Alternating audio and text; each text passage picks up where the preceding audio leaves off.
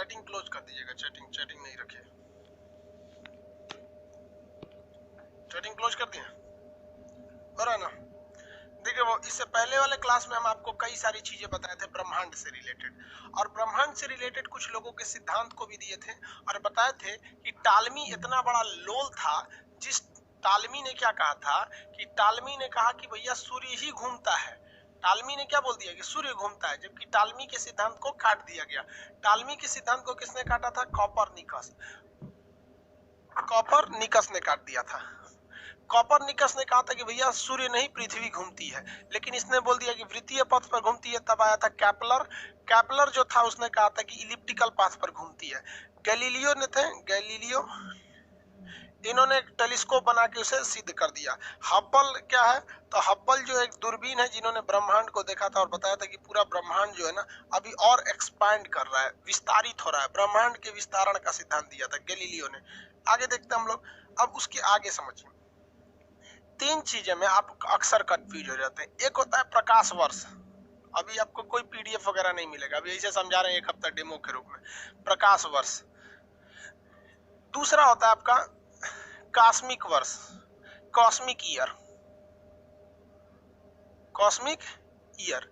अब ये दोनों में लगा हुआ है वर्ष यानी ईयर, लेकिन ये जो है चीज, ये दूरी का मात्रक है। ये फिजिक्स में पढ़ेंगे दूरी का, यानी एक साल में प्रकाश जितनी दूरी तय कर सकती है उस दूरी को, डिस्टेंस को हम लोग क्या कहते हैं? प्रकाश वर्ष कहते हैं।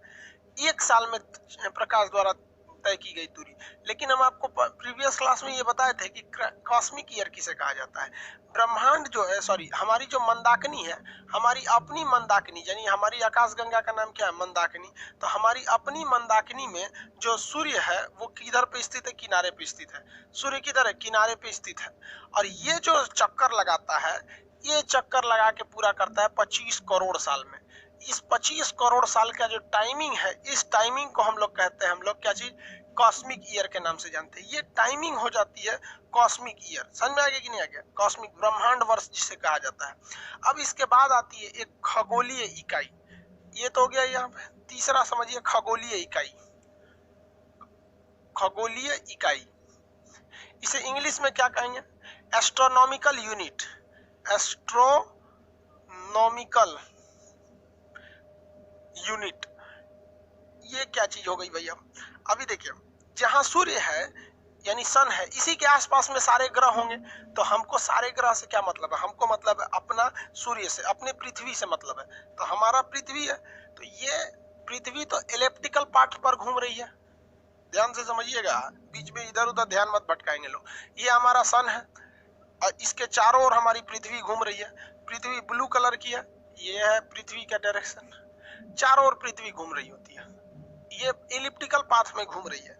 तो ये इलिप्टिकल पाथ जो होता है, ये कभी भी, आप ही बताइए कि पृथ्वी और सूरज के बीच की जो दूरी है, अर्थ और सन के बीच में, ये कभी फिक्स नहीं रह सकती है। रीजन, क्योंकि अगर कोई चीज सर्कुलर पाथ पर घूम रहा होता तो उसको हम लोग आराम से निकाल सकते थे। उसका डिस्टेंस जो होता था सर्किल से रेडियस के बराबर होता, कहीं भी जाता तो वो रेडियस के बराबर हो जाता। लेकिन यहाँ पर तो रेडियस की सवाल ही नहीं होता है। यहाँ दूरी बढ़ जाएगी, यहाँ दूरी घट जाएगी। तो सूरज के बीच की जो दूरी होती है वो फिक्स नहीं रहती है। तो ये इसके बीच की जो एवरेज दूरी है, तो इसके बीच में क्या निकालेंगे? एवरेज दूरी और एवरेज औसत दूरी। औसत दूरी, इसको हम लोग क्या कहेंगे? Average distance. आप लोग पढ़े होंगे एवरेज डिस्टेंस। एवरेज डिस्टेंस तो किसके बीच में? सूर्य और पृथ्वी के बीच का एवरेज जो डिस्टेंस होता है, इसी डिस्टेंस को हम लोग खगोलीय इकाई कहते हैं। खगोलीय इकाई। अब ये डिस्टेंस होता कितना है? तो ये होता है 14.96 करोड़ किलोमीटर। 14.96 करोड़ किलोमीटर इतना होता है। तो इसको हम लगभग में इसे 3 कर दीजिए, 15 करोड़ किलोमीटर कह सकते हैं कि नहीं? 15 करोड़ किलोमीटर। अब बताइए, खगोलीय इकाई भी किस चीज का मात्रक हो गया? दूरी का। खगोलीय इकाई क्या बता रहा है? डिस्टेंस बता रहा है। ये एक एवरेज डिस्टेंस है किसके बीच? सूर्य और पृथ्वी के बीच में। तो सूर्य और पृथ्वी के बीच की औसत जो दूरी होती है उस दूरी को हम खगोलीय इकाई कहते हैं। तो इससे आपका अक्सर आप देखे होंगे ये पूछता है कि प्रकाश वर्ष किस चीज को दर्शाता है, तो प्रकाश वर्ष दूरी को दर्शाता है, खगोलीय इकाई भी दूरी को दर्शाता है, लेकिन कॉस्मिक ईयर यानी ब्रह्मांड वर्ष समय को दर्शाता है। ब्रह्मांड वर्ष बताइए कितने समय को दर्शाता है? 25 करोड़ ईयर को, 25 करोड़ वर्ष को दर्शाता है, और ये तो दूरी को बताता है। खगोलीय इकाई कितना होता है? 14.96 करोड़ किलोमीटर। ये होती है आपकी खगोलीय दूरी। अब इस खगोलीय दूरी से और भी क्वेश्चन आते हैं, इसको मिटा देते हैं। आपके मटेरियल नोट्स जो है पीडीएफ उसमें मिला हुआ है, उसमें हम आपको प्रोवाइड कर देंगे, इसलिए लिखने का टेंशन नहीं लेंगे। इतना समझ में आ रहा है ना? कमेंट ऑफ है। यहाँ देखिए आगे समझते हैं। जब पृथ्वी और सूर्य के बीच की दूरी घट जाती है तो उसे कहते हैं हम लोग उपसौर, अब बढ़ जाती है तो उसे कहते हैं अपसौर। याद रखने का तरीका देखिए, दूरी ये क्या हो गई है? बढ़ गई है। तो जब दूरी बढ़ जाती है तो उसे कहा जाता है अपसौर। देखिए इसको समझने का सिंपल सा तरीका है। सौर मतलब होता है सूर्य, सौर मतलब होता है सूर्य, और अप मतलब होता है बढ़ जाना, तो इसे कहते हैं अपसौर। तो सूरज से जब इसकी दूरी बढ़ जाए तो उसे कहते हैं अपसौर, लेकिन जब ये दूरी घट जाए तो उसे कहते हैं उपसौर। क्या कहेंगे? उपसौर। किसी चीज के पहले उप लगा देंगे तो घट जाता है। सौर्य उपसौर मतलब सूर्य से दूरी घट गई। जैसे राष्ट्रपति में उप लगा देंगे तो उपराष्ट्रपति, प्रधानमंत्री में लगा देंगे उसका वैल्यू गिराना है तो उप प्रधानमंत्री। समझ में है कि नहीं? पत्नी में वैल्यू गिराना है तो उप पत्नी। उप पत्नी किसको कहा जाता है? नहीं पता? ये सबको पता है। तो ये हो गया अपसौर उपसौर। लेकिन इसमें पगला जाएगा सर सीबीएसई बोर्ड वाला कि सर हिंदी मीडियम वालों को आपने तो ट्रिक बता दिया और इंग्लिश मीडियम वाला कहा जाएगा सर। तो वो भी देखो भाई, कोई चीज बढ़ जाना मतलब उसकी वैल्यू ज्यादा है, ए ग्रेड का है। कोई चीज बढ़ गया मतलब उसकी वैल्यू ज्यादा है, कितने ग्रेड का? ए ग्रेड का। तो इसे कहते हैं एपीहेलियन। क्या कहेंगे? एपीहेलियन। सीबीएसई वाला इसको क्या कहता है? एपीहेलियन। और इसका घट गया तो इसे कहता है पेरीहेलियन। पेरीहेलियन कहते हैं। तो एपीहेलियन और पेरीहेलियन क्या है ये तो समझ में आ गया। जब सूरज की हिंदी मीडियम वाले ट्रिक समझेंगे, तो सूरज मतलब होता है सौर्य, दूरी बढ़ गया तो अप सौर्य, अप सौर्य बढ़ गया अप सौर, घट गया तो उप सौर, घट गया तो क्या कहेंगे? उप सौर। तो बढ़ना और घटने से समझ में आ गया, क्योंकि पृथ्वी तो घूम रही है। आगे अभी धीरे धीरे समझिएगा, अभी स्टार्टिंग में 3 क्लास में आपको क्या पूरा एस्ट्रोनॉमी थोड़ी समझ में आएगा, अभी थोड़ा सा धीरे धीरे समझते चलेंगे, आराम से आएगा। इंग्लिश मीडियम वाला कैसे याद रखेगा? दूरी बढ़ गई यानी वैल्यू बढ़ गया, किसी चीज का वैल्यू बढ़ गया तो ए ग्रेड का एपीहेलियन, घट गया तो पेरीहेलियन। ये तो आपका पूछता है सिंपल भाषा में, लेकिन कभी कभी डेट पूछ देता है। क्या पूछ देता है? डेट पूछ देता है। फिर एक और लाइन पूछ देता है, कहता है कि उपसौर और अपसौर इन दोनों को मिलाने वाली रेखा को क्या कहते हैं? तो इसे रेखा को कहते हैं एपीसाइड लाइन। एपीसाइड लाइन। एपीसाइड लाइन क्या होती है कि पृथ्वी सूर्य, एपीसाइड लाइन किसे कहा जाता है? अपसौर और उपसौर को मिलाने वाली रेखा को क्या कहते हैं? एपीसाइड लाइन। अपसौर उपसौर को मिलाने वाली रेखा को एपीसाइड लाइन, अपसौर उपसौर को मिलाने वाली काल्पनिक रेखा एपीसाइड लाइन के नाम से जानी जाती है। ये कब होता है? तो लड़कों के दिमाग में सबसे बड़ी धारणा क्या है कि लड़कों को ये लगता होगा कि जब अपसौर, अरे उप लिख दिए हैं क्या? यहाँ भी ये अप होगा बाबू, ये गलती से हम उप लिख दिए हैं। अरे ससुरा हिंदी बड़ी टफ होता है। अप सौर, इंग्लिशों में गलती लिख देते हैं। बोल तो रहे थे ना सही। तो लड़कों को क्या लगता है कि जब अपसौर होगा यानी सूर्य से पृथ्वी बहुत दूर चल जाएगी तो ठंडा पड़ेगा। ना रे भैया, ठंडा ना पड़ेगा, ठंडा इस पे पड़ता ही नहीं है। ठंडा ये जाता है 4 जुलाई को। अब बताओ भाई, 4 जुलाई को तो हमारे यहाँ गर्मी होती है, भयंकर उमस वाली गर्मी बरसात के साथ साथ। तो जब दूर जाता है ना तो लड़कों को लगता है सर ठंडा पड़ेगा। नहीं भैया, ठंडा नहीं पड़ेगा, यहाँ पे पड़ती है गर्मी। अब वो क्यों है वो आगे समझाएंगे। और लड़कों को लगता है जब यह पास आ गया होगा तो धधक के खूब गर्मी पड़ेगा भाई 3 जनवरी को। और 3 जनवरी को हमारे यहाँ पड़ती है ठंडी, 3 जनवरी को ठंडी। तो अपसौर उपसौर से ये 4 क्वेश्चन आते हैं। पहले इसको समझेंगे, फिर अभी समझाएंगे कि यहाँ गर्मी क्यों पड़ती है, दूर होने के बावजूद गर्मी क्यों पड़ती है। इतना तो समझ में आ गया, किसी को कोई दिक्कत नहीं। कब सबसे करीब आ जाएगा? 3 जनवरी। कब आएगा? 3 जनवरी। दूर जाएगा जुलाई। इसका भी एक ट्रिक याद रखिए, लड़का भूला जाता है जनवरी में ये कि जनवरी में ये। देखिए हम आपसे कहेंगे आप कौन महीना करीब होता है? जनवरी करीब होता है कि जुलाई करीब होता है, तो भाई जनवरी पहले महीना में आ जाता है तो करीब है, जुलाई 7वां महीने में आता है तो दूर है। इसका भी ट्रिक याद रखेंगे, समझ में आ गया। दूर कब जाएगा तो जुलाई में, क्योंकि जुलाई दूर है। पास कब आएगा, जनवरी पहले में आ जाता है, जनवरी, क्योंकि साल की शुरुआत जनवरी से होती है, वो ऑलरेडी पहले ही रहता है वहां पर। ट्रिक से याद हो गया ना सब चीज, ट्रिक से याद हो गया तो फिर आगे समझाते हैं। ये समझ में आ गया कि नहीं आ गया? अपसौर उपसौर से कोई दिक्कत नहीं होना चाहिए, हटा के पूछते हैं, फटाफट जवाब दीजिए। जब सूर्य और चंद्रमा पृथ्वी के बीच की दूरी घट जाएगी तो उसे क्या कहेंगे? जेन्युइन है, घट जाएगी तो क्या कहेंगे? घट जाएगा तो उसे कहेंगे उपसौर, घट जाएगा तो उपसौर, इंग्लिश में पेरीहेलियन। घट गया यानी कम हो गया, तो जनवरी का महीना, कौन जनवरी? 3 जनवरी। देखिए ना आप इसमें भी अगर देखेंगे तो ये 3 है, एक 3 है, एक 4 है, कम कौन है तो 3 है, कम कौन है 3 है। सब चीज में ट्रिक है, कम हुआ तो उपसौर पेरीहेलियन। जनवरी और जुलाई में कम कौन है तो जनवरी कम है, 3 और 4 में कम कौन है तो 3 कम है। एकदम ट्रिक से याद हो जाएगा यहाँ पे, समझ में आ गया? अब ये समझते हैं कि गर्मी यहाँ पे क्यों पड़ा जबकि यहाँ पे ठंड पड़ना चाहिए। इसका भाई बात समझ जाते हैं भाई। ये डिपेंड करता है कि हमारी जो पृथ्वी है, या ये सॉरी पृथ्वी, ये किस डायरेक्शन में है, कितनी झुकी हुई है, ये झुकाव पर डिपेंड करता है। अब देख लीजिए, हम आपको इंक्लाइन दिखा देते हैं। देखिए अब ये डाउट होता है कि ये पास आने पे भी यहाँ ठंड क्यों पड़ने लगती है, यही ना है। यहाँ से इसको समझा देते हैं कि भाई ये पास आने के बावजूद यहाँ पर ठंड क्यों पड़ने लगती है, और ये दूर होने के बावजूद यहाँ गर्मी क्यों पड़ने लगती है। तो समझिए ध्यान से, पृथ्वी जो है वो सीधा नहीं है, वो झुकी हुई है। पृथ्वी कैसी है? झुकी हुई है, अपने एक्सिस पर पृथ्वी झुक गई हुई है। अब ये देखिए, पृथ्वी को हम झुका दिए, जैसे इधर झुकी हुई है ऐसे ही तो घूमते घूमते आएगी और इधर भी पृथ्वी झुकी रहेगी। तो पृथ्वी अपने अक्ष पर झुकी हुई है 22.5 डिग्री। कितने डिग्री झुकी है? 22.5 डिग्री झुकी हुई है दोनों साइड से, इधर भी तो इधर भी, तो ये झुकी हुई है। अब यहीं पे समझना है आपको मैप से कि भारत किधर में है। अगर आप इंडिया का नक्शा, वर्ल्ड का नक्शा देखेंगे ध्यान से, तो इस वर्ल्ड के नक्शा में आपको देखने को मिलेगा कि ये इक्वेटर है। इक्वेटर उसे कह देते हैं जो पृथ्वी के बीचों बीच से जाता है। तो इस इक्वेटर को देखेंगे तो भारत कहाँ पे दिखेगा आपको? उत्तरी गोलार्ध में, यानी नॉर्दर्न हेमिस्फीयर पे। तो ये हमारा इंडिया है। अब आप बताओ भाई, इंडिया नॉर्थ में है कि साउथ में? इंडिया तो नॉर्थ में है। इंडिया नॉर्थ में है कि नहीं है? तो इंडिया नॉर्थ में आ जाता है, यानी इंडिया नॉर्दर्न हेमिस्फीयर का हिस्सा है, साउदर्न हेमिस्फीयर का नहीं है। यानी पृथ्वी को अगर गोल भी देखेंगे तो उसके ऊपरी भाग में हमें इंडिया मिलेगा, दक्षिणी भाग में हमें बाकी के देश मिलेंगे। तो हमें इंडिया से मतलब है। ये बताओ भाई, यहाँ पे अगर आप देखिएगा तो इस ग्लोब में इंडिया कहाँ दिखेगा? ऊपर वाले हिस्सा में कि नीचे वाले हिस्सा में? अब आप बताइए, इंडिया किधर मिलेगा?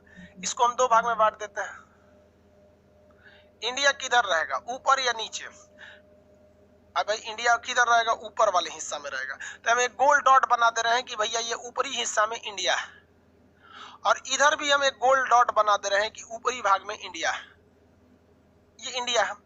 अब आप बताइए कि पृथ्वी यहाँ पर घूमेगी, तो पृथ्वी तो ऐसे घूमती है अपने अक्ष पर, दिन रात अभिन्न होता है, ऐसे ऐसे घूमती है। तो यहाँ देखिए, वो भले दूर है लेकिन सूर्य की किरणें सीधे किस पर पड़ रही है? इंडिया पर।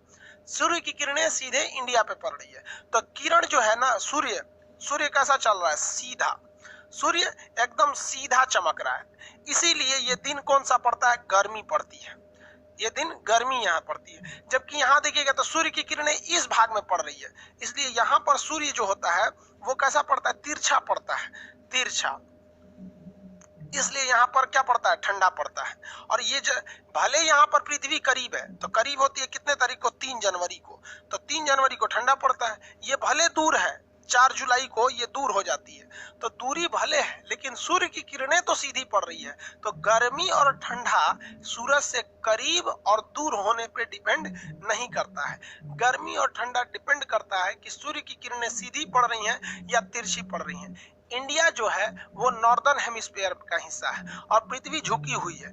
इसका झुकाव इस तरह से है कि जब ये दूर होती है तभी इसका इंडिया वाला पोर्शन सूर्य के आगे आता है, और ये ऐसे आती है जब इधर, तो इंडिया वाला पोर्शन उस साइड में चला जाता है। तो करीब होने के बावजूद भी वहां पे ठंडा पड़ता है। अब हम देखते हैं कितने लोग बता सकते हैं, कितने लोग बता सकते हैं। जरा देखिए कि इस नक्शे में, देखिए इस नक्शे में ऑस्ट्रेलिया को देखिए। ऑस्ट्रेलिया, यहां है ऑस्ट्रेलिया, ये ना ऑस्ट्रेलिया। ऑस्ट्रेलिया में ठंडी कब पड़ेगी? तो ऑस्ट्रेलिया पृथ्वी पे नीचे वाला भाग है, ऑस्ट्रेलिया नीचे वाला भाग है ना, देखिए ऑस्ट्रेलिया नीचे वाला भाग में। अब ऑस्ट्रेलिया में ठंडा देख लेते हैं कब पड़ता है। यहाँ लाल रंग ऑस्ट्रेलिया ये है नीचे वाला भाग में। अब ये तो उल्टा हो गया, ऑस्ट्रेलिया क्या हो गया, उल्टा हो गया। तो जब हमारे इंडिया में गर्मी पड़ेगा जुलाई के महीना में, तो ऑस्ट्रेलिया में क्या पड़ेगा, ठंडा पड़ेगा। अब यहाँ ऑस्ट्रेलिया को देखिए, ऑस्ट्रेलिया नीचे वाले भाग में है तो ऑस्ट्रेलिया नीचे आ गया। तो जनवरी के महीना में जब इंडिया में ठंडी पड़ रही होती है, तो जनवरी के महीना में ऑस्ट्रेलिया में गर्मी पड़ रही होती है। इसलिए क्वेश्चन भी पूछता है कि किस देश में क्रिसमस का त्योहार गर्मी के दिन में मनाया जाता है। किस देश में क्रिसमस का त्योहार गर्मी के दिन में? तो देखिए ना, ऑस्ट्रेलिया में क्रिसमस का, ऑस्ट्रेलिया के जनवरी से पहले ही तो क्रिसमस होता है, दिसंबर में। तो उस समय ऑस्ट्रेलिया में गर्मी पड़ रही होती है। तो उपसौर अपसौर का कॉन्सेप्ट आप समझ में आ गया आप लोग को। देखिए दूरी करीबी, इससे ध्यान देंगे। और गर्मी ठंडा का डिसाइड इस तरह से हम लोग करेंगे कि पृथ्वी कैसी है भाई, झुकी हुई है, इस वजह से यहाँ पे गर्मी और ठंडी का डिसाइड होता है। अपसौर उपसौर के बारे में आप लोग को पता चल गया। कॉस्मिक ईयर वगैरह ये सब भी हम आपको बता दिए, खगोलीय इकाई भी बता दिए, अपसौर उपसौर ये सब, एपिसाइड लाइन वगैरह सब बता दिए। समझ में आ गया कि नहीं आ गया? किसी को दिक्कत नहीं है?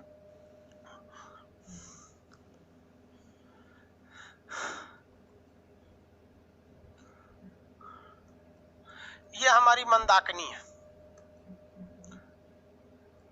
मंदाकिनी में तो कितने तारे होते हैं? 100 अरब तारे होते हैं। इस मंदाकिनी में ध्यान दीजिए, सबसे हमारा सबसे करीबी तारा कौन है? सूर्य है। सबसे करीबी तारा सूर्य। सूर्य के बाद दूसरा सबसे करीबी तारा, उसको हम किस कलर से बना देते हैं? पिंक से बना दे। किस कलर से बनाए भाई? ब्लू से बना देते हैं। दूसरा सबसे करीबी तारा प्रोक्सिमा सेंचुरी, लेकिन सूर्य से सबसे करीबी कहेगा तो प्रोक्सिमा सेंचुरी हो जाएगा। सबसे चमकीला तारा कौन हो जाएगा? तो साइरस। सबसे चमकीला तारा साइरस, सबसे चमकीला तारा साइरस हो जाता है। साइरस का दूसरा नाम क्या होता है? Dog star. साइरस का दूसरा नाम डॉग स्टार। ये क्या चीज है? देवयानी। देवयानी, इसको क्या कहते हैं इंग्लिश में? एंड्रोमेडा। Andromeda, Andromeda. और ये हमारा क्या है? मंदाकिनी। मंदाकिनी, मंदाकिनी भी आकाशगंगा है, हम समझा दिए थे। और देवयानी भी आकाशगंगा। इस आकाशगंगा का नाम है देवयानी और इस आकाशगंगा का नाम है मंदाकिनी। जैसे आप भी लड़का, हम भी लड़का, हमारा नाम खान सर, आपका नाम कुछ भी हो सकता है, मंगरुआ कुछ भी हो सकता है आपका। महिला भी रहेगी तो अपना भी नाम चमेली देवी कुछ भी रख सकती है भाई। तो हम आपसे पूछते हैं, यहाँ फिगर के हिसाब से समझने में इजी होगा कि सबसे चमकीला तारा साइरस, जिसे डॉग स्टार कहते हैं। हमारा सबसे करीबी तारा सूर्य, हमसे दूसरा सबसे करीबी प्रोक्सिमा सेंचुरी, लेकिन सूरज से सबसे करीबी प्रोक्सिमा सेंचुरी है। ये साइरस बहुत दूर है लेकिन ये चमकीला है। हम किस आकाशगंगा में रहते हैं? मंदाकिनी में। हमारी अपनी आकाशगंगा यानी मंदाकिनी का सबसे करीबी आकाशगंगा का नाम क्या है? एंड्रोमेडा यानी देवयानी। एंड्रोमेडा या देवयानी। तो फिगर से बड़ा इजीली याद हो जाते हैं सब। ये समझ में आ रहा है कि नहीं आ रहा है? किसी को कोई दिक्कत नहीं है? आगे बढ़े। एक बात बताइए, तारे तो बहुत चमकते रहते हैं, तारे का काम ही है चमकना। अब इधर भी मंदाकिनी है, सॉरी मंदाकिनी तो एक ही होगी, आकाशगंगा है। देखिए आकाशगंगाओं की संख्या कितनी है? 100 अरब। पूरे ब्रह्मांड में आकाशगंगा भरी हुई है सब। इधर भी आकाशगंगा है, तो हमको दूसरे से क्या मतलब है? जिसमें हम लोग रहते हैं बस उससे मतलब है। अगल बगल में एक देवरानी देवयानी रहती हैं, उनको भी। इधर भी आकाशगंगा है। तो भैया एक बात बताओ, ब्रह्मांड में इतनी आकाशगंगाएं हैं, इतनी आकाशगंगा, उन सारी आकाशगंगाओं से प्रकाश निकलता है क्योंकि वो तारों का समूह है। इसलिए खगोलवेताओं ने एक परिकल्पना किया, एक थेसिस दिया और कहा कि जितनी भी लाइटें आ रही हैं इन सभी आकाशगंगाओं को मिलाकर उन्होंने व्हाइट होल नाम दिया। क्या नाम दिया? White hole. जबकि ब्लैक होल बता दिए, तारा मरने के बाद क्या बनता है? Black hole. लेकिन व्हाइट होल दुनिया में कुछ है ही नहीं है। लेकिन सीजीएल में कई बार क्वेश्चन पूछा हुआ है कि एक ऐसी परिकल्पना मतलब समझते हैं कोई चीज हकीकत नहीं है लेकिन उन्होंने अंदाजा लगा दिया है एक ऐसी परिकल्पना जिसमें यह मान लिया जाता है कि सारे के सारे प्रकाश एक ही जगह से आ रहे हैं, उस जगह को क्या कहते हैं? तो व्हाइट होल कहते हैं। अरे भैया, व्हाइट होल दुनिया का कुछ नहीं है, इसको सीधे सीधे रट लीजिए, क्योंकि हम पहले ही बोल रहा है कि ये है नहीं, ये क्या है? एक परिकल्पना है, एक थेसिस है, हाइपोथेसिस है। जैसे परिकल्पना नहीं देखते हैं, चंदा मामा दूर के ससुरा, बचपन में वह चंदा मामा हो जाता है, जब बच्चा बड़ा हो जाता है तो उसी की माँ कहती है कि चांद जैसी दुल्हन लाएंगे रे बकलोलिया। जब बचवा छोटा था तो चंदा मामा थे, अब बड़ हो गया तो ओकरा दुल्हन बना दो, मतलब ये कौन कांड करना चाह रही है तू? तो ये क्या है? एक परिकल्पना है कि नहीं? चंदा मामा दूर के पुआ पकाए खीर के, ऐसे कहे होता है कि नहीं? तो ये क्या है? एक परिकल्पना है।